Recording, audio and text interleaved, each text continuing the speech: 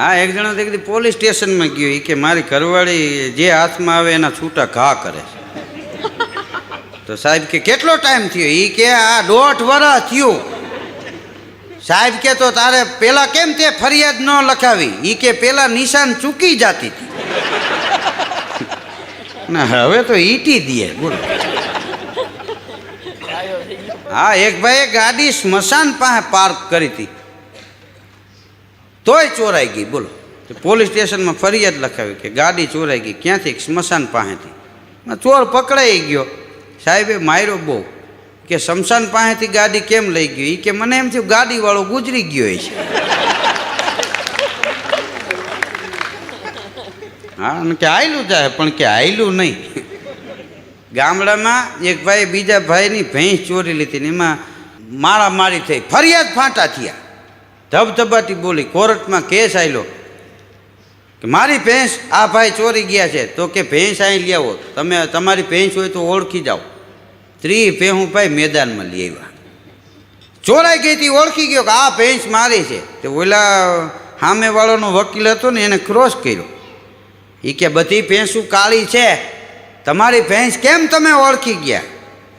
તો આ માલધારી કે તમે બધાય વકીલ કાળા કોટ પહેરીને બેઠા છો, તમારા ઘરના આવે તો કેમ ઓળખી જાય? માની જવું પડ્યું. બોલો. પરિબાપુ છે જુનાગઢમાં વકીલ. એક દી સવારમાં જઈને આમ ઓફિસ ખોલી ત્યાં કાગળિયા રેલમ છેલમ. એને એમ થયું કે ઓહો કોઈ મોટી પાર્ટીનો કેસ છે તો સામેવાળા કોઈ આ ફાઇલ લઈ ગયા છે શું? એ કાગળ બધા ભેગા કર્યા, ફાઇલ તો મળી ગઈ, બધું ગોઠવીને મૂકી દીધું. કેસ લડી આવ્યા. સાંજે દુકાન જેમ માણસ વેપારી બંધ કરે એમ વકીલે ઓફિસ બંધ કરી, તાળું મારીને વહી ગયા. બીજે દિવસે સવારે આવ્યા ને તો પાછી કાગળની રેલમ છેલ ઓફિસમાં વળી બધા ભેગા કરી રાખી દીધા. સાંજે પાછા તાળું મારીને વહી ગયા. ત્રીજે દિવસે આવ્યા તોય કાગળિયા રેલમ છેલમ. તે વકીલ સાહેબને એમ થયું તાળું બંધ છે, આમાં કોણ ગરી જતું હોય છે? કે આ ચેક કરવું છે. પણ બન્યું તો એવું, ગયા વર્ષે વરસાદ બહુ પડ્યા. પરિબાપુની ઓફિસ બીજા માળે, પાછળ લીમડો, લીમડાની ડાળી ઉપર એક વાંદરો બેઠો અને વરસાદ બહુ પડ્યો એટલે બારીનું લાકડું ચડી ગયેલું. બારી છે ને એ સ્ટોપ પર ન લાગે, આમ તાણી પરિબાપુ ઓલી બાજુથી તાળું મારે ને ત્યાં વાંદરો જાળવેથી કૂદકો મારીને બારી ખોલીને ગરી જાય. પરિબાપુએ તાળું માર્યું ત્યાં બારીનો અવાજ આવ્યો. તિરાડમાંથી જોયું વાંદરો ગરી ગયો. મીંડો કાગળ વીખવાનું. ચશ્મા પીડ્યાથી નહોતા થતા તોય પહેર્યા. આમ વાંચતા ન આવડે તો આમ આમ કર્યું. પરિબાપુને એમ થયું કે આ વાંદરાનું કામ છે, હવે આના ઉપર તો કેસ કરાય નહીં. ગમે એમ તો વકીલ રહ્યા ને. બીજે દિવસે પરિબાપુ છે ને દાઢી કરવાનો સામાન સવારે લેતા આવ્યા. તાળું ખોલ્યું, ધૂપ દીવા કર્યા, ઓલી બારી ખોલી. વાંદરો પાછળ બેઠો જ તો. પછી વાંદરો જોવે એમ અરીસો રાખ્યો, ટ્યુબ લગાડી, પાણીનો વાટકો પહેર્યો, પીછો બોરીને લગાડ્યો. વાંદરો બારીએથી જોવે, ફીણના ફોહા વળ્યા પરિબાપુને. પછી લેજર લઈ અને દાઢી બનાવી, બધું ત્યાં મૂકી દીધું. પછી સાંજે તાળું મારવા ટાણે દાઢીનો સામાન ને અરીસો એમને એમ રાખ્યા. ધળ દઈને તાળું માર્યું ને ત્યાં તો વાંદરો કૂદકો મારીને ફટ બારી ખોલીને આવી ગયો. પરિબાપુ તિરાડમાંથી જોતા હતા કે આ શું કરે છે. અરીસો જોયો, ઘડીક રાજી બહુ થયો એની નમણાઈ જોઈને. અરીસો રાખ્યો હામો, રાજી થયો, મોઢું પોતાનું જોયું એટલે.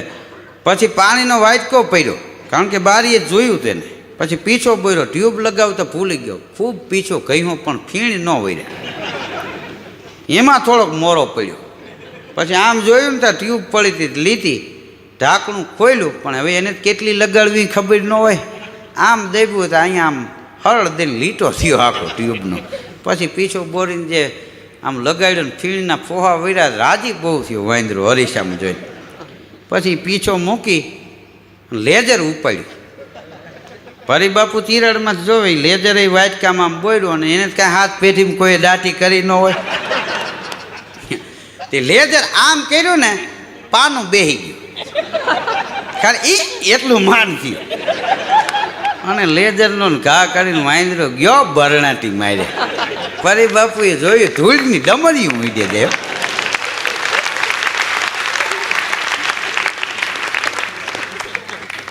પણ બન્યું એવું, પછી વાંદરો 3 મહિના દેખાણો નહીં. શું કામ? વાંદરાની નાયતનો નિયમ છે કે લોહી નીકળી જાય એટલે નાયત ન દેખે એવી જગ્યાએ વયું જવું, નહીંતર નાયત ટેસ્ટિંગમાં માર નાખે. જ્યાં લાગ્યું હોય ત્યાં બીજા વાંદરા આવીને આમ કરીને જોવે, હજી જાય તો બીજો ખાપું મારી આવતો એમ. એ આમ કરી લાગ્યું, એ તો આમ જ બેઠું, બપોર થાય તો કાર જ કરી નાખે. હા, પણ એ વાંદરો પછી કોઈ દી આવ્યો નથી ઓફિસમાં, કારણ કે આ તો વકીલનો કા.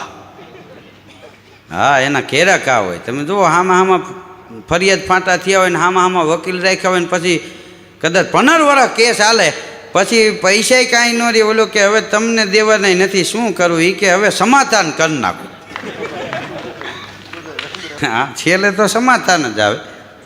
હા, ખાવા ધાન ન રહીએ ત્યાં કરે એનું નામ સમાધાન. ત્યાં સુધી સમાધાન ન થાય. આ માણસના જીવનમાં તમે જુઓ, ઘણા હેરાનગતિમાં જિંદગી કાઢતા હોય. હા, એક જણો જ્યોતિષી પાસે ગયો, એ કે મારે 46 વર્ષ થયા, હું હેરાન બહુ થયો. એ જોવો તો આમાં હવે પાછલી જિંદગીમાં સુખ છે કે નહીં, એવો કાંઈ યોગ ખરો? જ્યોતિષી જોઈને કે તમારા લગ્ન થઈ ગયા? કે હા. એ કે તો તમે મોડા પડ્યા, લગ્ન પહેલાં એવો હતો થાત. હા, હજી તો આ ધરણાટીઓ કે ઓછી બોલે, કાસરોટી ઉલરી કે ના વાટકા ઉલરે, કે હજી તો તાવી થાય કાસરોટી ઉલળવાના યોગ છે આમ.